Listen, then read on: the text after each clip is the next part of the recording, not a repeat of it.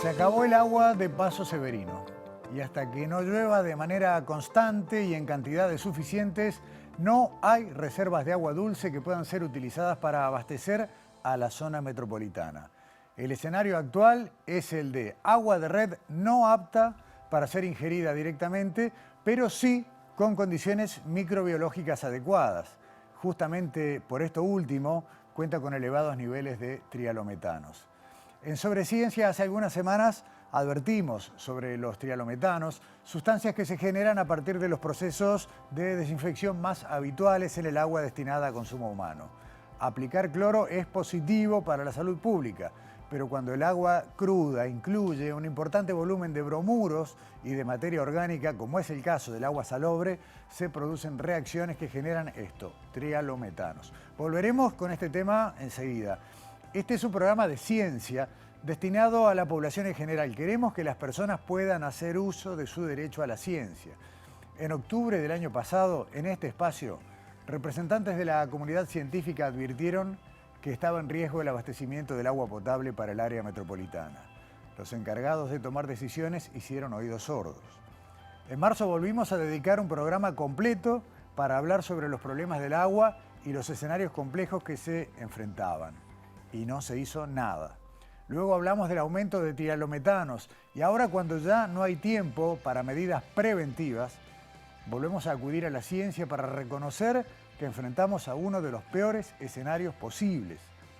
La mayor parte de la población de nuestro país recibirá poca agua y no apta para consumo. Dedicamos este salpicón de noticias científicas de arranque a contarles noticias vinculadas a la crisis del agua en Montevideo y el área metropolitana.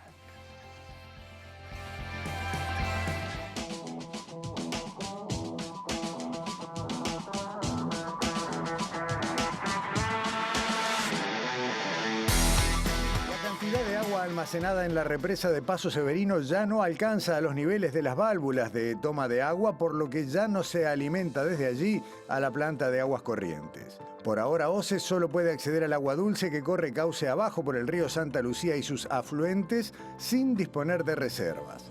De esta manera cae la calidad del agua que se entrega por la red domiciliaria de Montevideo y el área metropolitana y peligra la cantidad de líquido, lo que podría afectar al normal funcionamiento del saneamiento en la capital. Según pudo saber Sobreciencia, se espera que en las próximas horas y hasta que puedan comenzar a funcionar algunas de las obras de emergencia que se desarrollan en la cuenca, los niveles de sodio y cloruros en el agua de red exceden regularmente los límites excepcionales establecidos por las autoridades nacionales. Además, por el mayor uso de aguas salobres y también de productos desinfectantes, se prevé un incremento en los niveles de trialometanos, compuestos que se producen por la interacción del cloro con la materia orgánica del agua. Si bien no hay aún evidencia científica concluyente sobre el impacto de los trialometanos en la salud humana, algunos de estos compuestos han sido vinculados con un aumento en el riesgo de padecer ciertos tipos de cáncer. También se ha mencionado un posible impacto negativo en embarazos. En esta coyuntura se renuevan las recomendaciones en cuanto a la reducción de la duración de las duchas, además de recomendar que se mantenga la ventilación en los cuartos de baño. Hervir el agua durante algunos minutos elimina los trialometanos, aunque también aumenta la concentración de sodio en el líquido, por lo que ambos factores deben tenerse en cuenta a la hora de preparar alimentos. Por otro lado, científicos consultados por Sobreciencia explicaron que los tanques de agua de edificios y viviendas, sobre todo aquellos que no se limpian con regularidad, pueden facilitar la generación de trialometanos, ya que el agua estacionada en estos recipientes cuenta con más tiempo para que el cloro reaccione con los bromuros y la materia orgánica, dando como resultado estas sustancias consideradas nocivas. Si bien por ahora no aparecen alternativas para evitar este fenómeno, se trata de una situación novedosa para nuestro país que debe ser contemplada. En el marco de la crisis hídrica, el Departamento de Bromatología de la Intendencia de Montevideo ha intensificado semanalmente la toma de muestras de agua embotellada, incluyendo las marcas que provienen de otros departamentos del país y que circulan por la capital. Los datos recabados se encuentran al alcance de la población para ayudar en la toma de decisiones sobre la marca a comprar. Los parámetros que se miden en el agua embotellada son sodio y cloruros, estos últimos provenientes de otros minerales. En estos controles se han encontrado situaciones irregulares que se describen en los documentos que son públicos. Es importante destacar que el Servicio de Regulación Alimentaria también está inspeccionando las plantas embotelladoras que están en la periferia de Montevideo. Respecto al agua embotellada, se sugiere tener en cuenta los siguientes datos. Es común que encontremos en el mate o en el fondo de la caldera un residuo blanco. Este se genera porque al hervir el agua mineral, justamente esos minerales precipitan. Si tenemos dudas respecto a si una marca está registrada o no, podemos fijarnos en el número del registro del producto y chequearlo en una página web. Para eso debemos buscar en la botella o el bidón el número que está detrás de la sigla IM.SRA. La web es la que estamos viendo en pantalla. Los productos registrados nos indican que existe una empresa en regla, habilitada, que cumple con los requisitos necesarios para fabricar ese producto con controles más exhaustivos. Recordemos que podemos encontrar productos que estén circulando en Montevideo pero que no están registrados debido a que la comuna emitió una resolución que habilitó la venta de agua embotellada fabricada en otros departamentos. La ciudadanía puede acceder a varios datos que se encuentran en línea respecto a la situación de la crisis hídrica que atravesamos. La Intendencia de Montevideo pone a disposición de la población los análisis que se vienen realizando con muestras de agua de OCE en canillas de policlínicas, la conductividad del agua, sólidos totales disueltos, parámetros de sodio y cloruros, registros de pozos de agua y fugas del sistema dentro de la capital. La web es montevidata.montevideo.gov.uy/salud/análisis del agua en Montevideo. La vemos en pantalla. Por su parte, en la web de Presidencia de la República están publicados datos de OCE y del Ministerio de Salud Pública, tal como podemos ver a continuación. En la web de la URSEA, Unidad Reguladora de Servicios de Energía y Agua, encontramos los resultados de los monitoreos realizados por este organismo en Montevideo y área metropolitana. El último informe cubre del 1 al 21 de junio y estamos viendo en pantalla la dirección web.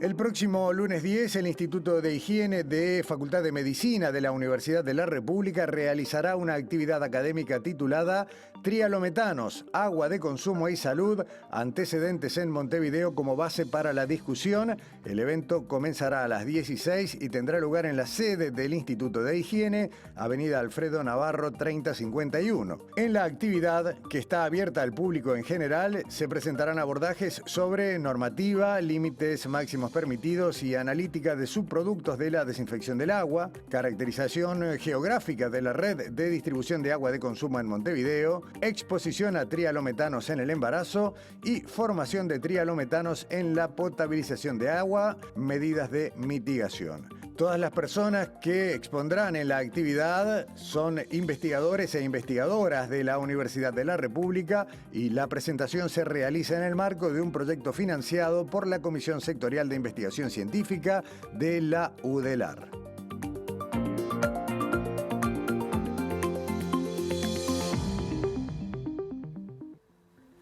Mientras dure la emergencia por el agua corriente, en esta parte de nuestro país, en cada edición de Sobre Ciencia, seguiremos brindando información científica que pueda aportar datos claros y útiles a la población.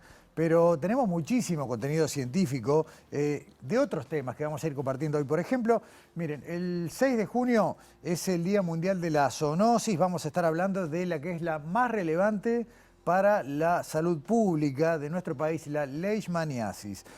Alexandra Perrone nos va a mostrar investigaciones vinculadas al impacto del ataque de depredadores en animales de la producción.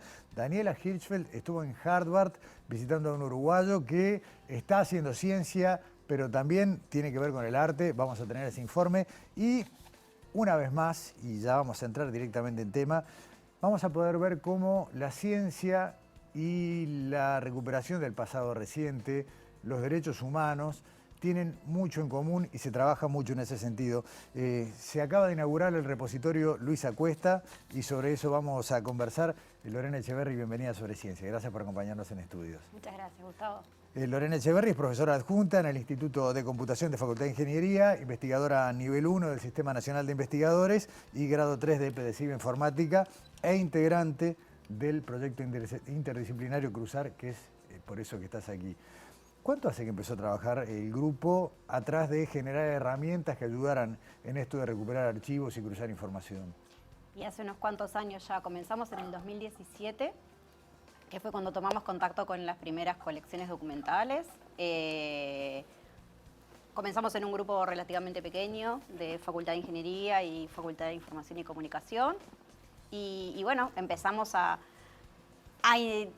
intentar encontrar formas de mejorar la accesibilidad a esos contenidos y ese conocimiento que está ahí. Porque una cosa es decir, están los archivos o están los documentos, y otra cosa es generar herramientas prácticas como para poder extraer la información. Y hoy hay justamente eso, ¿no? Herramientas que permiten procesar volúmenes muy rápidamente. El tema es juntar, ¿no? Que esa herramienta pueda entender lo que está ahí.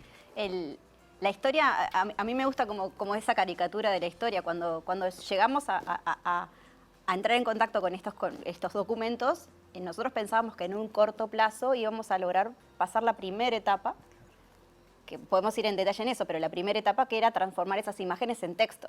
Y a partir de ese texto sí, hacer un montón de cosas que distintas ramas de la ciencia de la computación saben hacer. Extracción de información, organizar mejor en bases de datos. Claro. Pero un montón de años nos hemos pasado lidiando con los problemas de la calidad de las imágenes. Claro.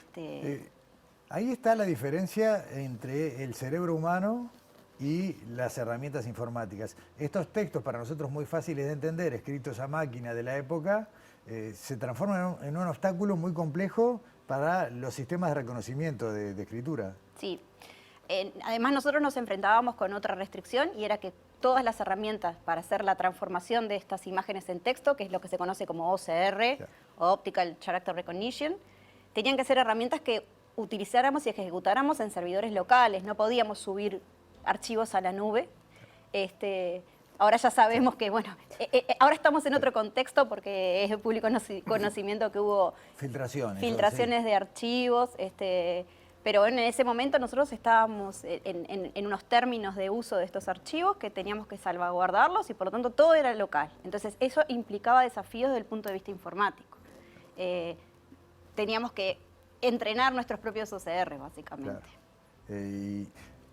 Aparte de la contribución, digamos, a ese gran tema nacional que es la recuperación del pasado, también habrá generado un montón de aprendizaje en el grupo, ¿no? Sí. Esto trabajamos en forma interdisciplinaria, como ya te comentaba, pero además de interdisciplinaria más grande, también interdisciplina a la interna de la informática o de la computación. Claro. Porque acá hay aspectos que tienen que ver con el procesamiento del lenguaje natural, que es todo un área del conocimiento grande, otras que tienen que ver con la extracción de la información y el procesamiento, otras que tienen que ver con cómo se almacenan y cómo se presentan los resultados a los investigadores e investigadoras que quieren usarlo. Entonces, estamos trabajando con proyectos de grado y tesis de maestría, o sea... Claro. Y ahora se agrega, digamos, la cuarta parte de este proceso, que es ponerlo a disposición de las personas particulares que quieran hacer consultas, y es lo que motiva tu visita, la reciente inauguración del repositorio. Exacto. Hace ya unos años, cuando veíamos cómo iba evolucionando estos textos que nosotros estábamos logrando extraer y estas herramientas de búsqueda que estábamos desarrollando, el siguiente paso fue, bueno, esto de alguna manera hay que ponerlo a disposición. Entonces se comenzó a transitar un camino dentro de la Universidad de la República, pero en convenio con la Institución Nacional de Derechos Humanos, para crear este repositorio Luis Acuesta, que es un servicio que brinda la universidad, donde las personas presencialmente pueden ir, o sea, no es un servicio web, no es un servicio remoto, pueden ir y pueden utilizar estas herramientas de búsqueda que yo te estaba mencionando, búsqueda y análisis, que se llaman Luz y Amalia. Creo que ya han comentado sobre ellas. En otros programas seguro, pero no está mal, aunque sea un título de cada una. ¿Qué es lo que hace cada una de estas herramientas? Luz es un sistema de búsqueda por ocurrencia de palabras, por texto. Uno escribe como si fuera un buscador de internet, claro, pero no tan sofisticado a veces, y uno busca palabras y devuelve imágenes, ¿sí?, documentos donde encontró que esa palabra aparece. ¿Sí? Funciona también, por ejemplo, para nombres propios. Si yo quiero buscar a una persona Cualquier cosa. Ahí justo estamos viendo, ahí atrás estamos viendo luz y hay una búsqueda por Michelini, por ejemplo. Claro. Y ahí aparece búsqueda por texto y aparecen todas las imágenes, todas las hojas de los distintos rollos donde aparece esa palabra y uno puede elegir qué tipo de documento quiere filtrar, mirar la imagen entera. Entonces, explorar la colección. Perfecto. Eso es Luz. Esa es Luz. Y Amalia. Y Amalia tiene un enfoque más de tratar de sintetizar o explorar un conjunto de documentos y buscar qué temas se mencionan, cuál es la relación entre los temas. Ahí estamos viendo a Amalia. Vendría a ser ya una aplicación muy, a ver, puedo estar diciendo un disparate, pero muy vinculada al uso de la inteligencia artificial, ¿no? Entender el texto y de alguna manera relacionar algún tipo de razonamiento con eso. Sí, en este caso todavía lo que está por atrás son técnicas más tradicionales, ¿sí? En base a frecuencia de aparición de palabras y de términos. Es lo que se conoce más como análisis cualitativo de textos, ¿tá? Que es muy común en las ciencias sociales. De hecho, este desarrollo fundamentalmente viene de la gente de la UMAD, de la Facultad de Ciencias Sociales. Pero es eso, es como tratar de sintetizar, mientras que el otro sistema es más detectar palabras y elegir cuáles son los documentos que yo quiero mirar o inspeccionar visualmente en detalle, ¿sí? En definitiva, Lorena, esto hoy está, antes que se nos quede el tiempo escaso, hay que decir que esto funciona en donde antes estaba la Facultad de Veterinaria, en el barrio Buceo, la UDELAR instaló un campus allí y ahí funciona físicamente el repositorio. Cualquier persona puede ir, se le asesora en el uso de las herramientas, se le puede hacer un acompañamiento. Se les asesora, hay un servicio de agenda previa para poder manejar bien el tiempo. No tengo la URL a mano acá para indicarles, pero sí, el sistema es con una agenda porque ahí hay personal que los asiste y que además es importante, una vez que uno va y dice, bueno, a mí me interesan estos documentos, se pueden llevar una copia de esas imágenes para hacer procesamiento después, no sé, para una investigación, para un reportaje. Y hay un tema que hay que firmar ciertos acuerdos, ¿sí? Porque esto está en el marco de la Ley de Protección de Datos Personales y de Acceso a la Información Pública, y hay un protocolo de acceso, básicamente. Perfecto. Hoy está todo el archivo Berruti. Ese es todo un tema que quedaría para otra entrevista nueva. Pero en el sistema está cargado el archivo Berruti, que son más o menos... No está todo el archivo Berruti y eso nos está... Bueno, está todo lo que nosotros tenemos del archivo Berruti.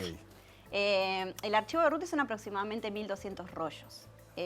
Según un acta del 2007 que indica lo que fue, se llama lo que fue incautado en un mueble gris. Dentro del Ministerio de Defensa. Sí. Pero nosotros hoy en día no tenemos todos esos rollos. Hay algunos de esos rollos que todavía no los tenemos dentro del proyecto y por lo tanto tampoco están en repositorio. De hecho, bueno, ahora... Sí, con esta publicación clandestina, si se quiere, aparecen cosas que no se sabe si son auténticas o no, pero bueno, parecen formar parte de la misma serie de documentos. Y sí tienen documentos de otras colecciones que van a ir entrando con el tiempo. Exacto. En el marco de este acuerdo con la Institución Nacional de Derechos Humanos, nosotros tenemos acceso hoy en día, aparte de archivos del FUSNA y otros archivos, que estamos en proceso de hacer toda esta etapa, ¿no? De pasar a hacer OCR, incorporarlos a la base de datos y luego pasarlos al repositorio para que sean de acceso. Lorena, por hoy la dejamos acá. Esto está en construcción. Afortunadamente hemos podido hablar de este tema a lo largo de toda la vida de Sobreciencia, porque justamente ese es un proceso en desarrollo. Y seguramente con más documentos, más herramientas, volveremos a charlar. Y lo más lindo va a ser también saber que alguien pudo llegar por su cuenta, usar las herramientas y tal vez reconstruir una historia, generar una nueva investigación, dar a luz a un trabajo periodístico. Para eso se trabaja, ¿no? Sí, claro. Lorena, muchísimas gracias por acompañarnos. Un gusto y bueno, y a las órdenes como siempre para seguir comentando cómo seguimos. Hasta pronto. Gracias. Pausa en Sobreciencia, ya volvemos.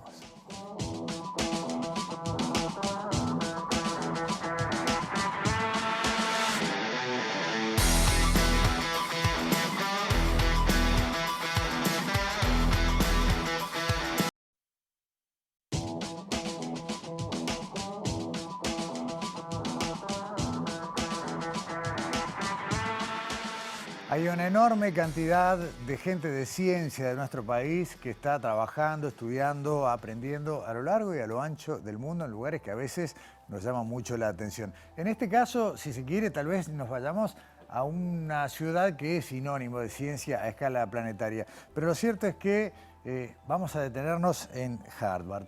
Ignacio Sanguinetti tiene 39 años, se formó en Facultad de Ciencias, pero desde hace ya bastante tiempo transita por algunas de las universidades más prestigiosas del mundo.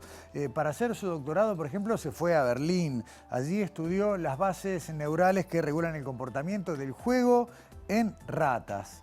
Después de 6 años, su camino lo llevó a hacer un postdoc en la Universidad de Harvard, en Boston, en los Estados Unidos. Allí está trabajando en 2 áreas, básicamente. Departamento de Evolución y Biología Organísmica y el Departamento de Biología Celular. Su trabajo actualmente se enfoca en el estudio del cerebro y en entender cómo este órgano controla el comportamiento. Es una especie de intersección entre neurobiología y también la evolución. Ignacio bucea en el cerebro de diferentes animales.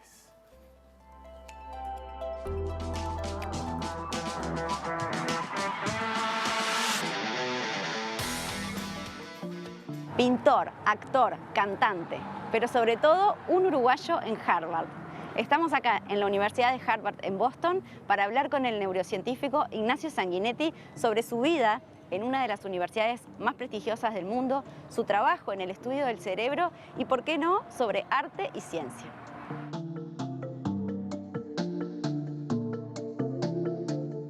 Yo lo que intento es estudiar cómo el cerebro hace comportamientos naturales. ¿Por qué comportamientos naturales? Porque son los comportamientos que coevolucionaron con el cerebro y con la estructura del cerebro. Son los comportamientos que el cerebro evolucionó para producir en los animales. Cómo esconderte, cómo buscar comida, cómo elegir comida, cómo tomar esas decisiones, cómo encontrar una pareja.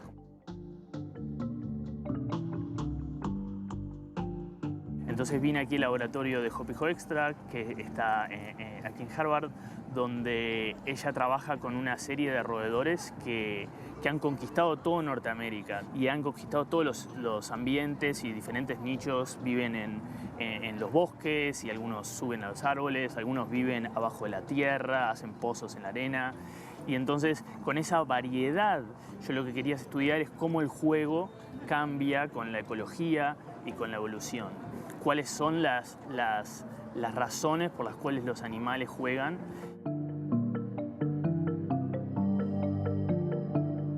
Todo esto Ignacio lo hace en Harvard, una de las 10 universidades más reconocidas del mundo que cuentan con varias escuelas dedicadas al estudio de diferentes áreas de la ciencia. Harvard es un lugar muy estimulante académicamente. Aquí me tratan de una forma que me empuja mucho y me lleva a desafiar los límites de las cosas que propongo.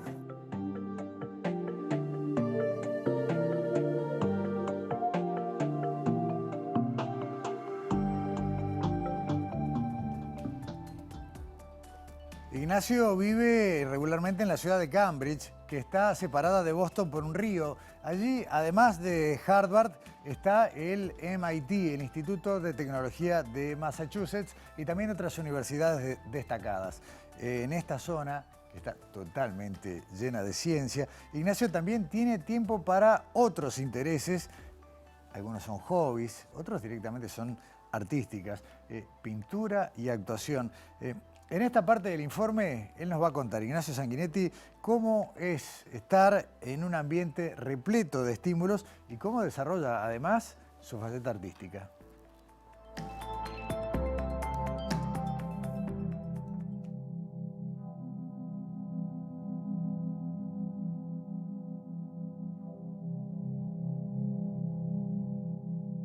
Mi vida en Cambridge es aprender a tener un calendario, básicamente. Trabajo con varios laboratorios, colaboro con mucha gente, entonces mi calendario online está siempre ocupado por charlas o por discusiones o por interacciones con gente, pero igual, más allá de eso, me manejo para trabajar y más allá también para disfrutar un poco de la ciudad. La ciudad es una ciudad muy linda, es muy apacible, muy fácil vivir, en el sentido, no en el sentido monetario, porque es una ciudad muy cara, pero sí en el sentido de calidad de vida.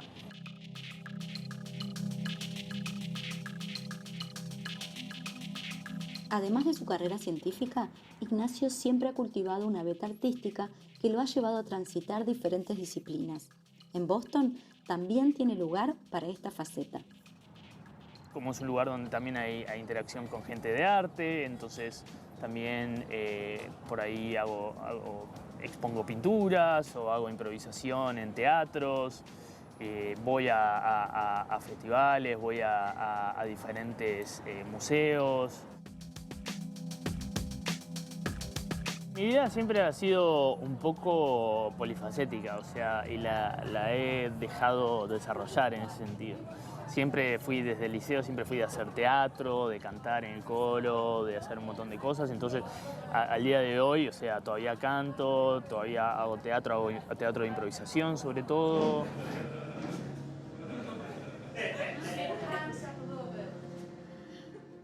Soy parte de una compañía de teatro de improvisación. Es más, y generalmente es algo que hago los fines de semana.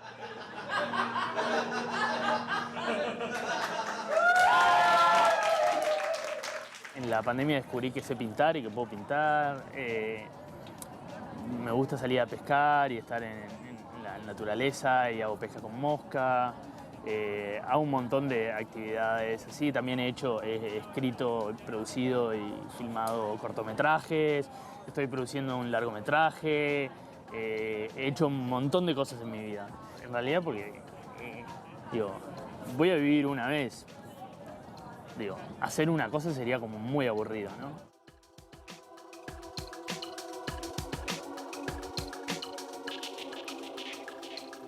Ignacio Sanguinetti nos habló de su trabajo en la ciencia, nos habló de su vínculo con las artes y en este último tramo del informe vamos a conversar con él para ver cómo visualiza el futuro de las neurociencias, pero también cómo es el vínculo con Uruguay de quien investiga y trabaja en el extranjero.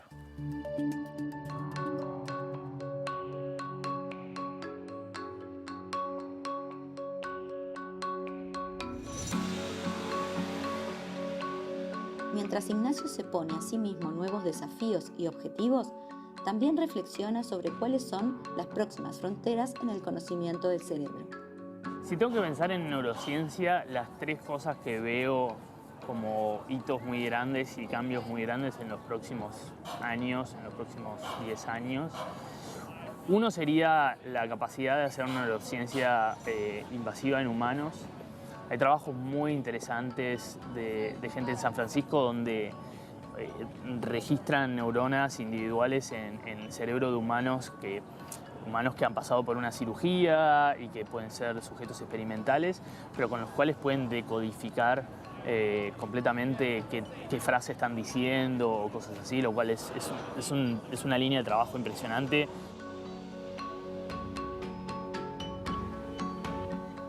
Por otro lado, el trabajo en organoides es algo que está creciendo mucho a nivel mundial. Conozco gente sobre todo trabajando en organoides de retina y en organoides de cerebro que están haciendo hallazgos muy importantes y que quizás vayan a trabajar en muchos de los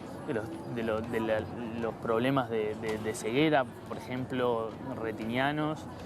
Y el tercer lugar donde me parece que parados hoy en día tenemos que mirar mucho es la inteligencia artificial porque esto de acá a un año estamos en otro mundo, o sea, no tiene límite.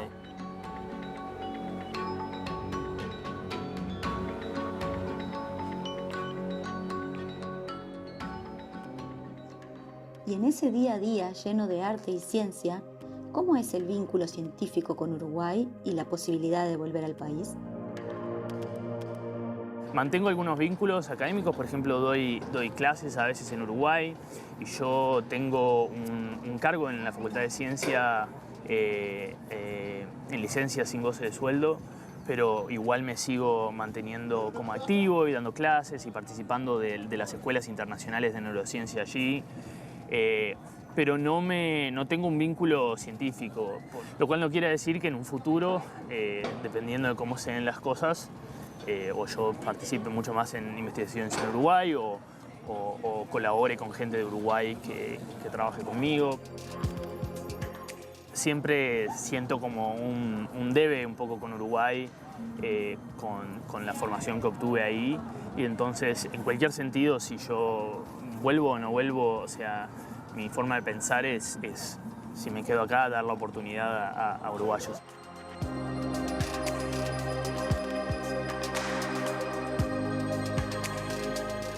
Hasta acá este reporte de Daniela Hirschfeld, esta conversación con Nacho Sanguinetti allá en Boston, en Harvard. Y nos venimos para acá, pero no acá a Montevideo, acá a Uruguay, porque vamos a hablar de un problema que creo que, salvo en la capital, es un drama gravísimo en todo el territorio nacional, sobre todo donde hay zonas de producción ganadera. Alexandra Perrone, ¿cómo andás? Bienvenida. Hola, ¿cómo estás, Gustavo? Gracias. Es así, vamos a hablar de una encuesta que se realizó en forma multidisciplinaria, varios científicos de diferentes disciplinas, para abordar justamente lo que tú decías, conocer un poco más y recabar datos sobre todo de el impacto, el malestar psicológico y el impacto social y económico que tienen los ataques de diferentes predadores a los animales de producción, que como tú decías afecta a todo el país y bueno, y es algo que desgraciadamente pasa muy a menudo. Si bien hay más de un tipo de predador, creo que los que más son conocidos son los ataques de jaurías de perros salvajes, ¿no? Bueno, en la primera parte del informe nos cuenta el doctor Juan Pablo Damián, que él es docente e investigador del Departamento de Biociencias Veterinarias de la Facultad de Veterinaria de la UDELAR, cómo surgió esta encuesta y los detalles de la misma. Lo vemos.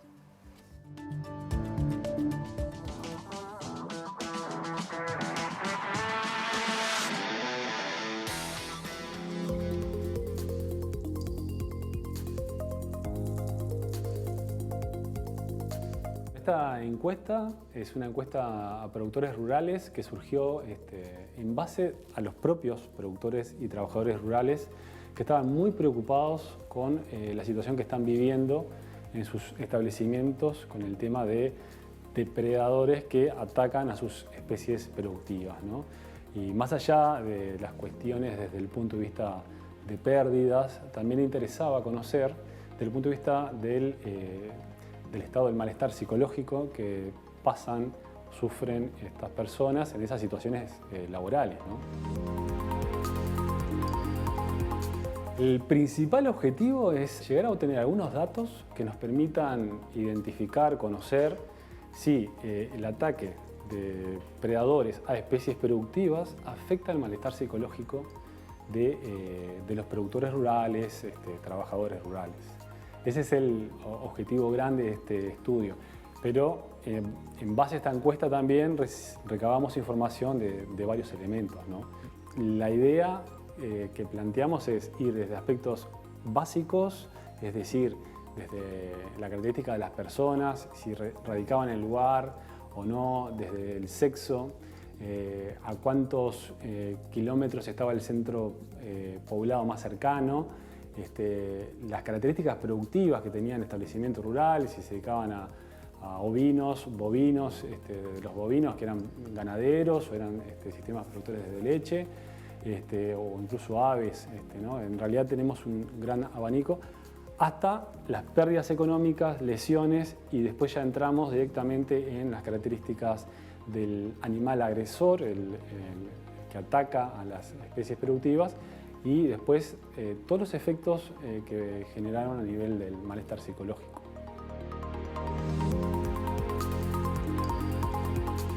La encuesta la realizaron más de 400 productores, específicamente fueron 442. Este es un tema importante, nosotros esperamos contar con un número mucho mayor, digamos, sobre todo partiendo de que el origen de esta problemática surge de los propios productores, ¿no? Entonces esperamos un número mayor. Independientemente de esto, 442 es un número interesante como para llegar a ciertas inferencias, por más que somos cautelosos después con los resultados obtenidos. Esto sí es importante desde el punto de vista estadístico tenerlo claro, presente. Lo otro importante también es que abarcaron productores de todo el país, o sea, están los 19 departamentos involucrados y bueno, y también tanto hombres como mujeres hicieron esta encuesta. Nos quedamos con esas ganas de tener un número mayor, pero bueno, los resultados igual son interesantes como para compartir porque nos muestran una realidad que tiene algunos puntos interesantes.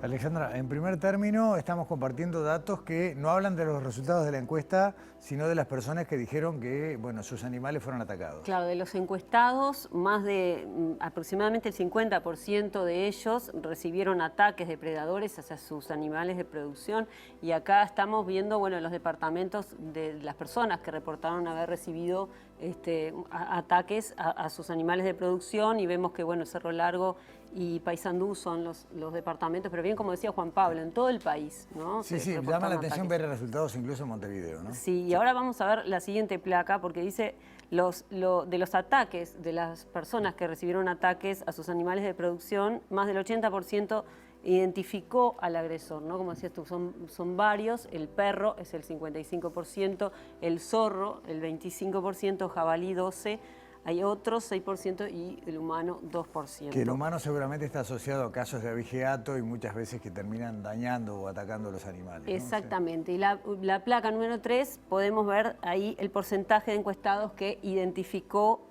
o no la procedencia del perro. Claro. Y esto es lo que llama un poco la atención, ¿no? Que el 30% son un perro del vecino o perros propios, ¿no? Que son animales conocidos, un porcentaje no pudieron ser identificados, bueno, si no pudieron identificar bien al perro, otro no pudieron, lo identificaron bien pero no sabían de quién era, ¿no? Y bueno, volvemos a lo mismo, al tema importante de la tenencia responsable, que es lo que nos dice Juan Pablo en la segunda parte del informe, ¿no? Que más allá que es un tema que de repente podemos identificar que solo ocurre a los productores, bueno, forma parte del concepto de una salud y de esto de que, bueno, la tenencia responsable de animales nos involucra de alguna manera a todos. Y en la segunda parte del informe también nos habla de los resultados respecto a lo que es el impacto en el malestar psicológico de estos ataques. Dale.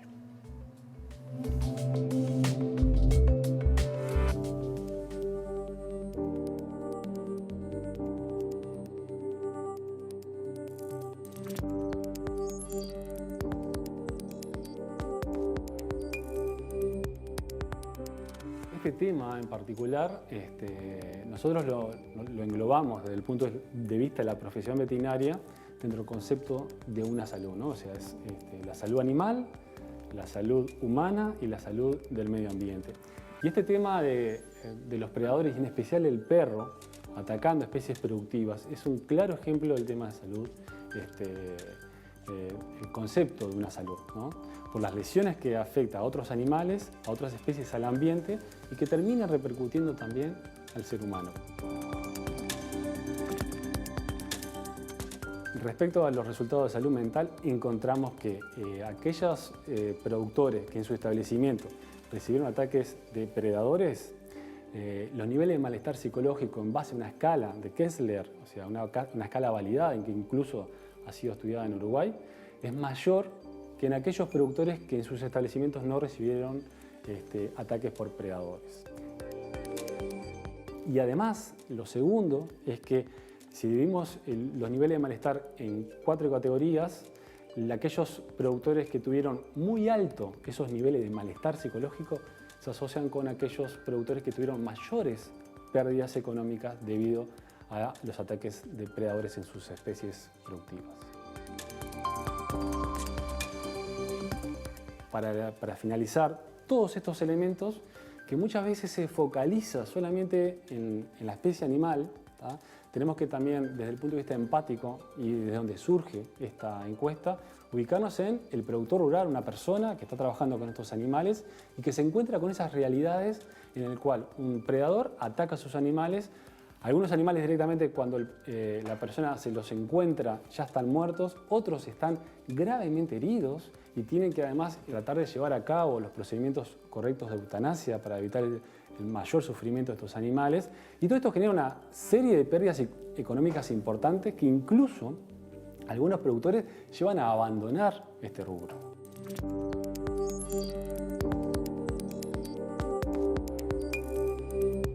En este concepto de una salud, los ataques de predadores a especies productivas no solamente afectan la salud y el bienestar de los animales, sino también la salud psicológica y bienestar de los productores.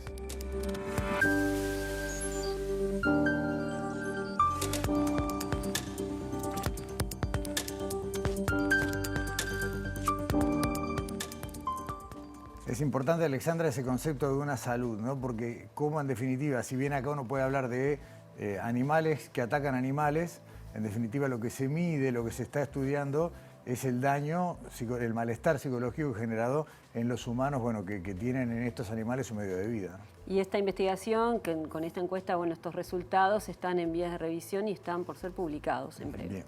Bien. Y aprovecho el cierre de tu informe para engancharlo con lo que viene a continuación, porque estamos en el marco, el 6 es el Día Mundial de la Zoonosis, y en definitiva la tenencia responsable de perros que tiene uno de sus correlatos en esto, perros que quedan abandonados, se transforman en salvajes o no controlados y atacan, también son vectores muchas veces de otro tipo de enfermedades y vamos a volver por otro ángulo en el próximo bloque con eso. Bueno, hasta la semana que viene, Gustavo. Gracias, Alexandra, nos vemos.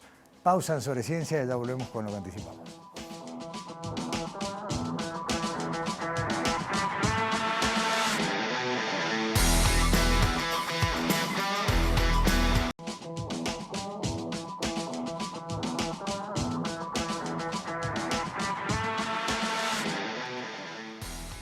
...6 de julio, Día Mundial de las Zoonosis. Son aquellas enfermedades que pueden ser transmitidas de animales hacia humanos. Y seguramente también en el camino inverso, pero lo que nos preocupa a nosotros, y más en el concepto de una salud que intenta integrar globalmente a todas las variables que tienen que ver con la salud ya de un aspecto ecosistémico, hablar de zoonosis es fundamental. Y hoy vamos a hablar de una zoonosis que en Uruguay está considerada hoy la más preocupante porque se está extendiendo en el territorio a pesar de que no tiene mucha prensa, por lo menos acá en la capital, y que es transmitida por un bichito tan chiquitito que para verlo le tuvimos que sacar una foto antes de que empezara esta entrevista, porque si bien lo tenemos arriba de la mesa, es imposible captarlo de manera natural. Este flebótomo, tal la manera correcta de mencionarlo, que no es ni mosquita, ni jejen, ni mosquito, ni mosca, flebótomo, es el encargado de diseminar la leishmaniasis. Y de eso vamos a hablar aquí en Sobre Ciencia, en el marco, insisto, de hablar de zoonosis. La doctora Yester Badmatsjian, la doctora Dinora Satraño, el doctor Carlos Robelo nos acompañan en el estudio. Bienvenidos, gracias por estar en Sobre Ciencia. Gracias. A ver, la leishmaniasis es la crónica de algo que la ciencia estaba esperando, que de alguna manera sabíamos que podía llegar a Uruguay. Sí, el hallazgo de la leishmaniasis en Uruguay fue algo que se veía venir y que realmente fue buscado, buscado no es la palabra, pero que realmente nosotros armamos un equipo de trabajo en el cual hicimos todo lo imposible para investigar su presencia o no en el país y lo encontramos. Armaron un sistema de vigilancia. Sí, más que un sistema, sí puede ser dicho un sistema de vigilancia en el cual nos integramos distintos actores en cuanto a esta enfermedad, gente desde la veterinaria como es Dinora Satraño, desde la biología molecular como es Carlos Robelo o desde la medicina y la parte de vectores como soy yo. Correcto. Empezamos, cuando vimos la preocupación existente o preocupándonos porque esta enfermedad había aparecido en el cono sur de América alrededor del año 2000 en la frontera entre Brasil y Paraguay y que rápidamente se iba extendiendo hacia el sur, que uno lo veía en los informes epidemiológicos de los países vecinos y que ya en el 2009 habían casos de perros infectados en Montecaseros, que es la ciudad que es espejo a Bella Unión.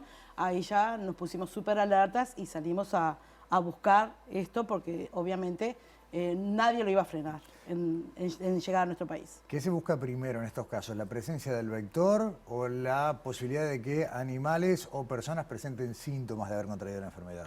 Bueno, primero buscamos el vector, porque para que exista la enfermedad hay que buscar primero el vector porque es el que transmite. Ya habían perros infectados con leishmaniasis en Uruguay, eso es algo que hay que saberlo.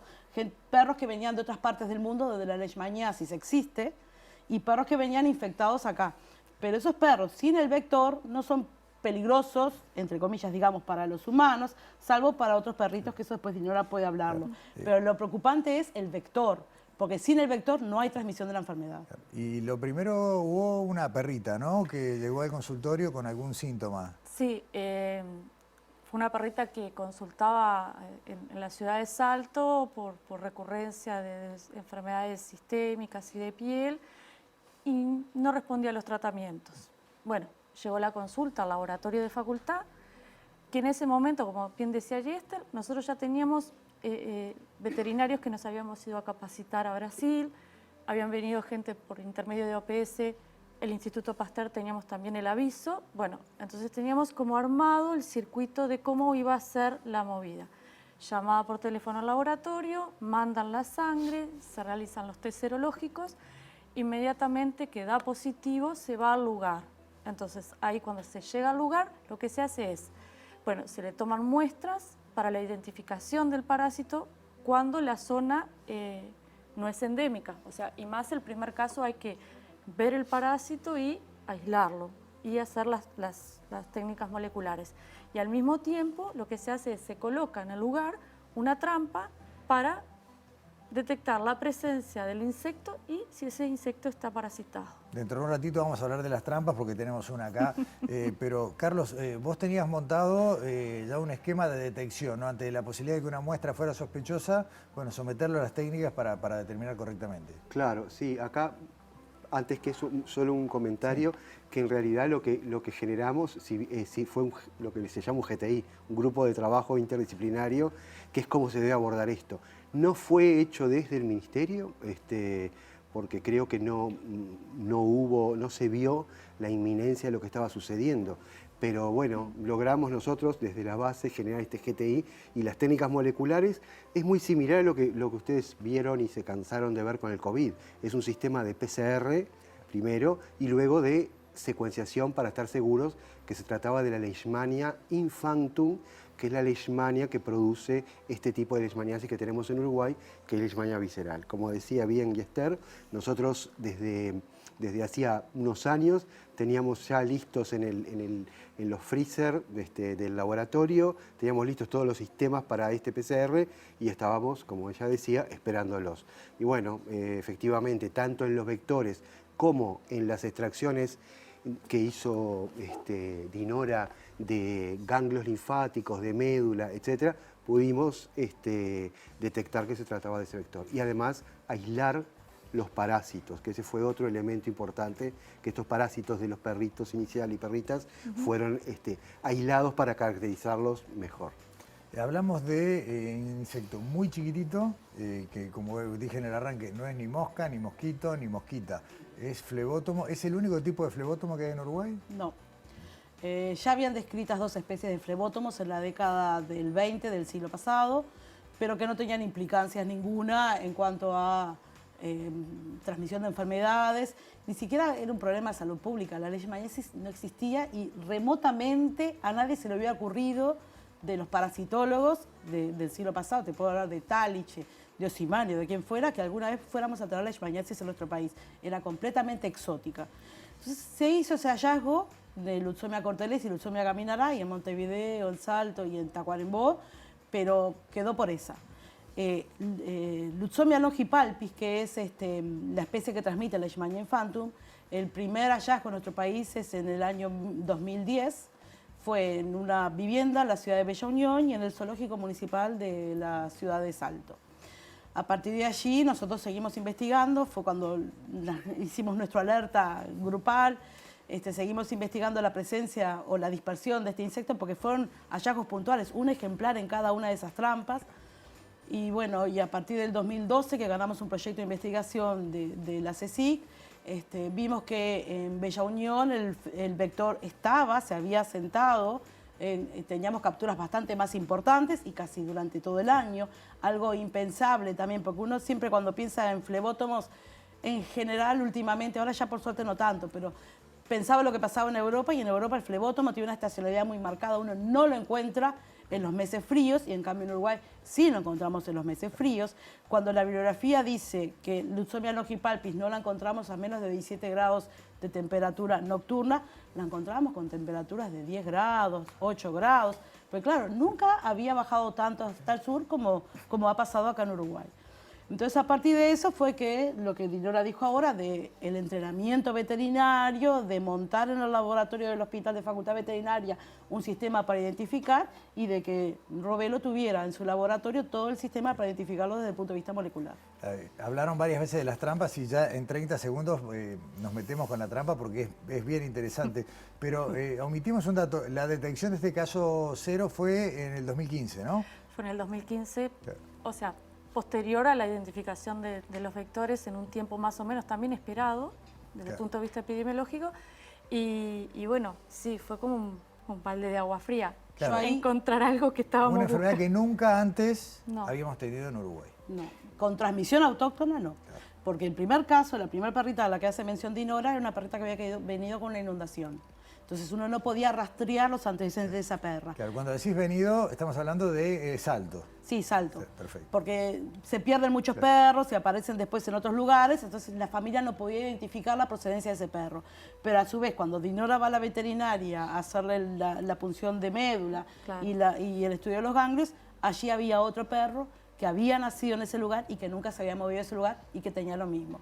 Entonces ese otro perro nos estaba evidenciando de que ya había transmisión en el lugar.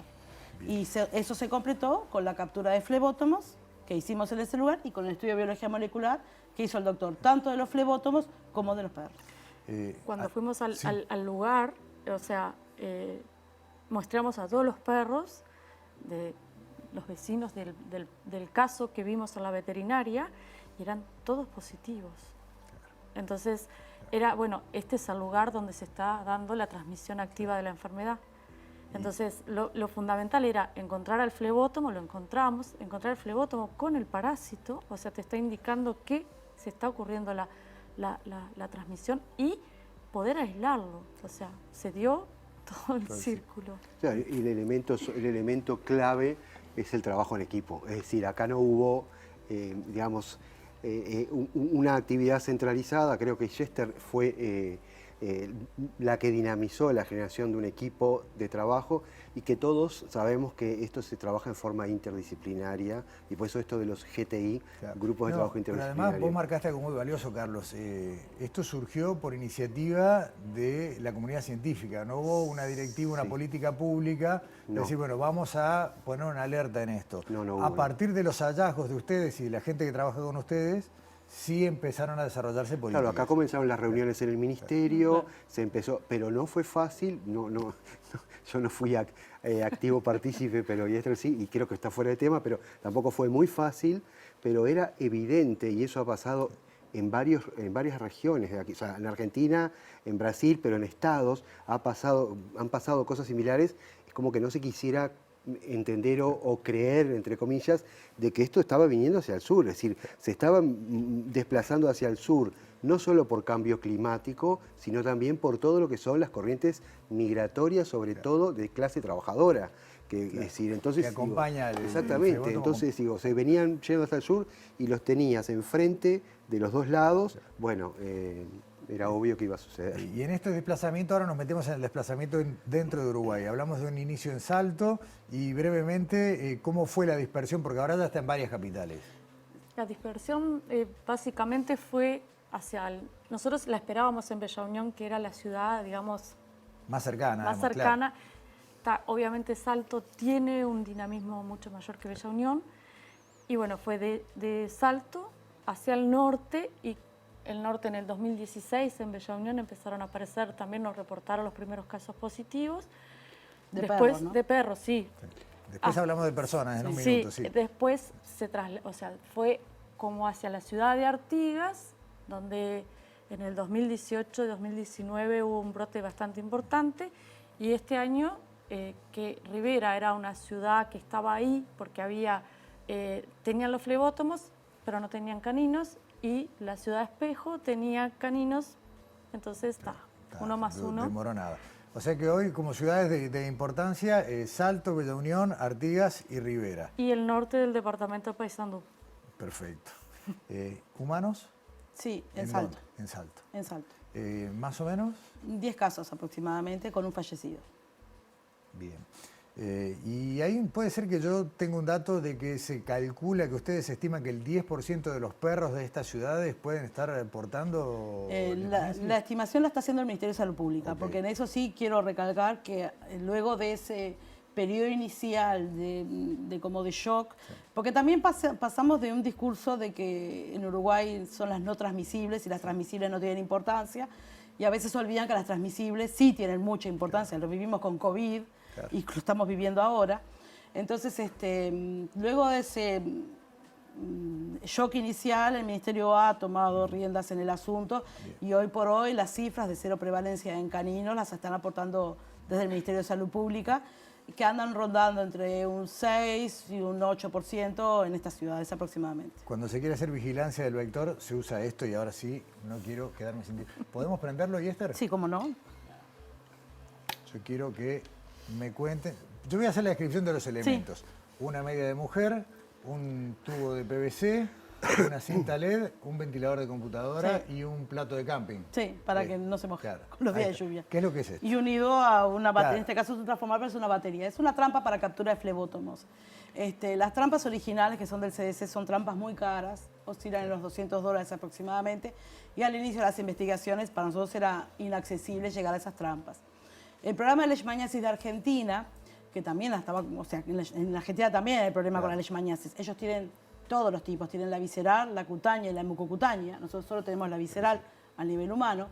Diseñó estas trampas que tienen el mismo fundamento y que estas trampas en realidad salen entre $10 y $15. Correcto. O sea, el costo es mucho menor. ¿Cuántas hay puestas de ellas? ¿O cuántas llegaron a desplegar en un momento de máxima vigilancia? Nosotros como proyecto teníamos unas 40 aproximadamente. Ahí, por eso te preguntaba la cantidad, porque ahí es donde incide el costo. Sí, claro. Ahí incide el costo. Y el fundamento, esto se pone al atardecer y se retira al amanecer porque los flebótomos tienen actividad nocturna, crepuscular y nocturna. Y lo que o sea, es muy sencillo, la luz los atrae, el insecto viene atraído por la luz y como está el ventilador acá, el ventilador lo succiona y está en esta medida colectora. Eso tiene que estar en funcionamiento toda la noche porque si llega a pararse, porque la batería se agota o porque roban la batería, que a veces ha pasado eso, nos han pasado esas cosas, los insectos se pueden escapar por los agujeritos del ventilador. Y bueno, a la mañana siguiente hay que ir a retirarla, o sea, se sacude ahí para que no quede ningún insecto en el ventilador, se desconecta, se hace un nudo en la bolsa y eso se lleva al laboratorio donde se identifican los flebótomos. Excelente. Ustedes reciben acá en Montevideo, ¿no? Sí, ya en el laboratorio de vectores. Ahí está el laboratorio de vectores, recientemente inaugurada su reforma. Sí. Reciben las muestras, se hace ¿Qué es lo que ha sido la norma para ver el avance de la enfermedad? ¿Encontrar el flebótomo en estas ciudades que nombramos o directamente ya los casos?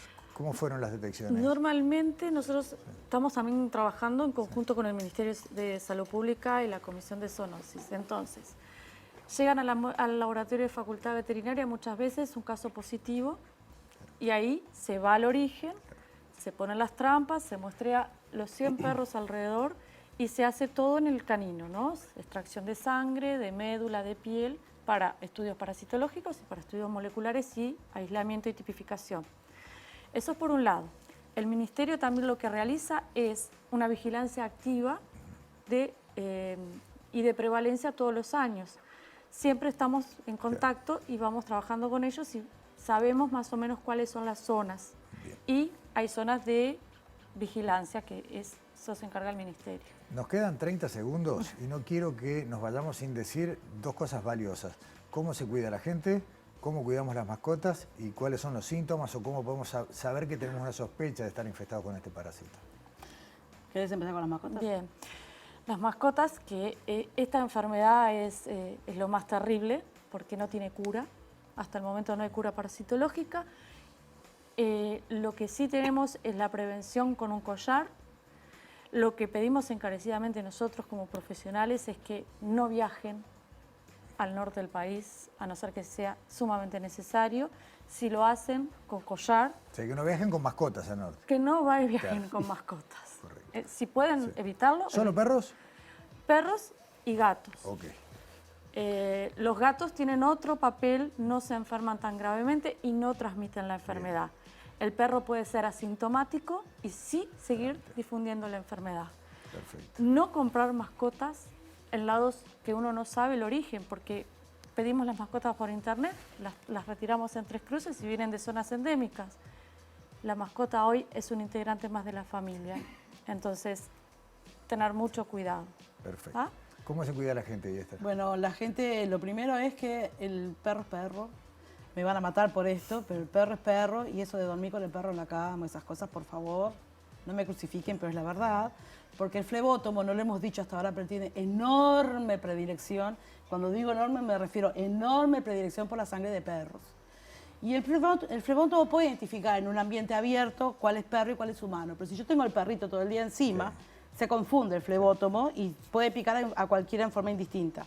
Entonces hay que tratar de, el perro es perro, yo tengo muchos perros, los quiero mucho, pero son perros. Y después sí tener medidas de protección personal, ¿no? Ponernos repelente. ¿El repelente funciona también contra el Sí, flebotomo? sí, Perfecto. funciona, Bien. manga larga, Bien. etcétera. Los mosquiteros tienen que ser de abertura chiquita, porque viste que ese Sí, bichito es tan chiquito microscópico, sí. que puede entrar por las aberturas de los mosquiteros comunes. Carlos, ¿síntomas en la gente? Bueno, yo no soy experto en esto, mejor que lo diga Chester, pero sí que es una leishmaniasis visceral.